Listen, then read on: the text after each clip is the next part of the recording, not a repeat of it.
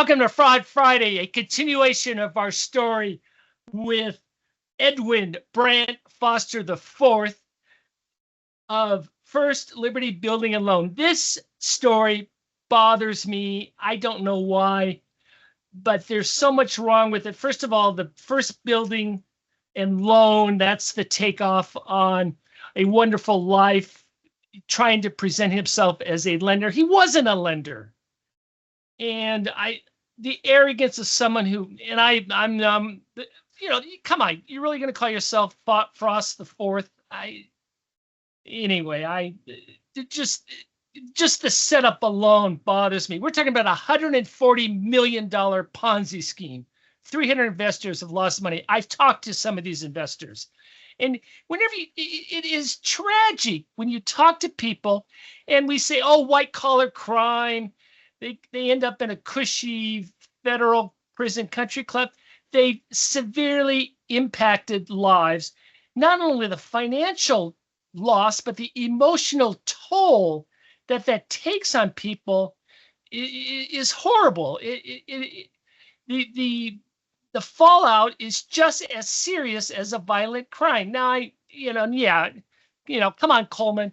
You weren't shot or whatever. And I understand that, you're physically not harmed, but the emotional damage is just as real, I will maintain, as well as you're setting yourself up for your retirement, and all of a sudden that's gone. You're trying to create generational wealth for your family.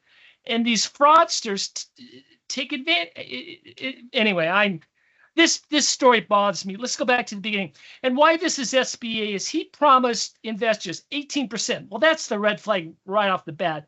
When someone's promised you a specific return, run. But anyway, Frost raised money starting in 2014 to say, hey, I have these clients who are going to get an SBA loan. For my SBA friends, that's my space. SBA lending is complicated. This is not getting a credit card from Capital One or even a home mortgage or a car loan. You go to the dealership and you sign some papers and you drive out with a car. No, SBA lending takes time. It takes months. It's a complicated process. And so he stepped in and said, hey, I could solve that problem. If you tell me you're going to do the financing, I'll bridge it. And it worked for a while. But he was a bad banker. The SEC said that in reality, 90% of his loans went to default. And few, quote, if any, were refinanced with SBA loans. In 2019, the business was already financially unsustainable. The net interest spread, generated just $180,000, while operating expenses like credit cards that he used were often higher. And then starting in 2021, he was using the new investor money to pay old investors. And I'm not using the term allegedly here. He's publicly apologized. He said I'm sorry and I'm going to pay this back. So we'll leave it at that. In 2022, a bankruptcy of a $6.2 million loan by a borrower only deepened his losses. The SEC filed a lawsuit in July 2025. There are no criminal charges, that I can say. And so what happens is the court ordered an independent party, in this case a receiver, to take over everything. And when the receiver does that, they take control of all assets. They, in criminal situations, they freeze all accounts, and they go after everything: houses, cars, artwork, watches. We've seen that before. The receiver says, this order appointing me as receiver provides the receiver is authorized by the court.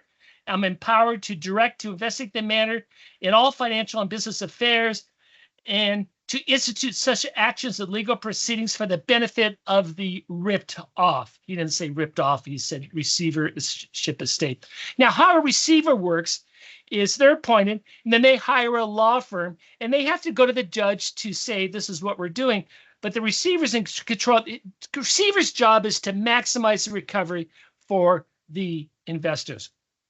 The receiver, a gentleman by the name of S. Gregory Hayes. I'll let that one go. You can go with that. is the receiver out of Atlanta, Georgia. And he wrote a letter last month, well, July 16th, to the investors stating what was happening. So I'm going to be talking about that letter. I've previously reported on this fraud in terms of the intricacies. I apologize today. And when I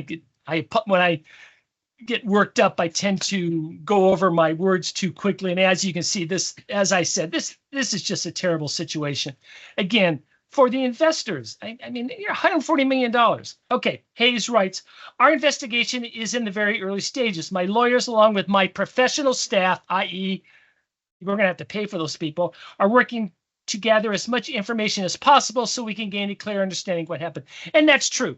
These situations are complicated. He listed 5 entities that he's going after, and I'll read them off. Well, you have the main one, which is First Liberty Building and Loan, which is not a bank. And then you have First Liberty Capital Partners, LLC, First National Investments, LLC, My Health AI Capital, LLC, the Legacy Advisory Group, Inc., the Liberty Group, LLC. So the receiver has to get all those bank accounts, has to get whatever and find the assets that have been squirreled away in those. And obviously, when you have one person controlling that, there's a lot of intercompany transactions. Why? Add complexity. It's one of my classic red flags in loan fraud.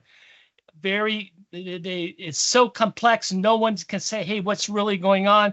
And they do that to smokescreen investors as well as lenders. The team is, I love this term, the team is reviewing financial and banking records, interviewing former employees, and marshaling assets. I love that, marshaling assets. It's a war term, including banks accounts, real estate, business interests, and loans owed to the entities. One of the salacious details of this is Mr.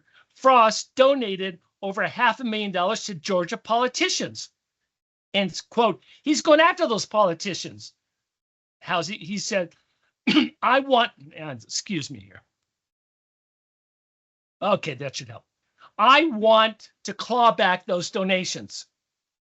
He gave you 25 grand. I want that money back. And that's what receivers do.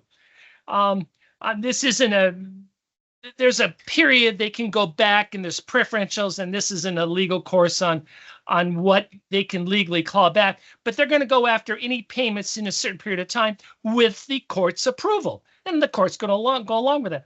So and of course now the politicians they want to get reelected. Senator Ossoff wants to get reelected, and I'm not implying he got money. I just happen to know the family of Senator Ossoff. That's why I mentioned that. And they don't want their name smeared. They don't want to be associated with that. And normally what happens is, yeah, I'll refund the money. I don't want to have the thing. Now, this is interesting. Quote, charities are also voluntarily returning funds once they realize that the donations are improper. And that's tough.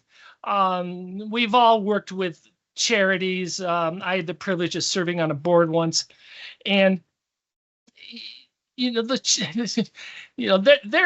always cash strapped, and all of a sudden you have a benefactor who's underwriting you, and all of a sudden now you have to give that money back. Politicians, they should. They got big war chests. They can replace that.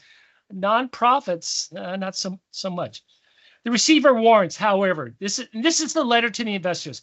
Because of the significant amounts of investor money paid to the receivership entities, the number of investors in the period of time during which the offering was conducted, 2014, and this is a complicated assignment that requires the cooperation of investors. He promises he will have a claim form up on his website requesting supporting documentation, including checks, wire transfers, and account statements.